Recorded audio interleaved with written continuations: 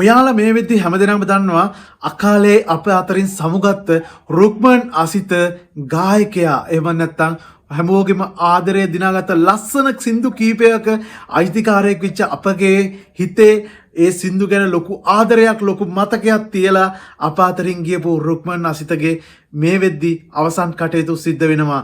ඉතින් මුලින්ම රුක්මන් අසිතට ඉතින් අකාලේ මියදිච්ච අපේ රුක්මන් අසිත ගායකයාට නිවන් සුව ප්‍රාර්ථනා කරලා වීඩියෝ එකට ලයික් එකක් දාලා පල්ලෙහැන් නිවන් සුව ලැබේවා කියලා කමෙන්ට් එකකුත් දාලා ඉන්නකෝ. ඉතින් මේ තමයි ඔයාලා දකින්නේ රුක්මන් අසිත ගායකයාගේ අවසාන කටයුතු සිද්ධ වෙන වීඩියෝ කොටස්. ඉතින් ඔහුව ගෙදරට ගෙනාපු විදිහ, ඒ වගේම අවසානයේදී ඔහුව මිහිදන් කරන්න යන විදිහ, ඉතින් ඒ වීඩියෝස් තමයි ඔයාලා මේ දකින්නේ. ඉතින් මෙවන් අකල් මරණයක් කිසිම කෙනෙකුට ලැබෙන්න එපා. ඒ වගේම මේ ලංකාවේ දැනට ඉන්න හොඳම ගායකයන්ට, ඒ වගේම හොඳම කලාකරුවන්ට, දක්ෂ ප්‍රසිද්ධ කලාකරුවන්ට දීර්ඝායුෂ ලැබේවා කියලා ප්‍රාර්ථනා කරලා තව අලුත් නිර්මාණ ලැබේවා කියලා හැමෝම ප්‍රාර්ථනා කරලා පල්ලෙන් තව කමෙන්ට් එකක් දාන්න.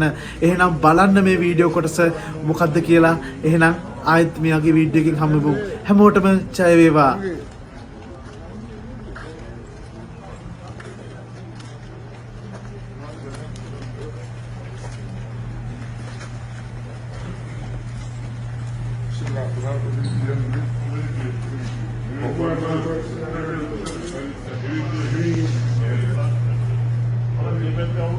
Hadi.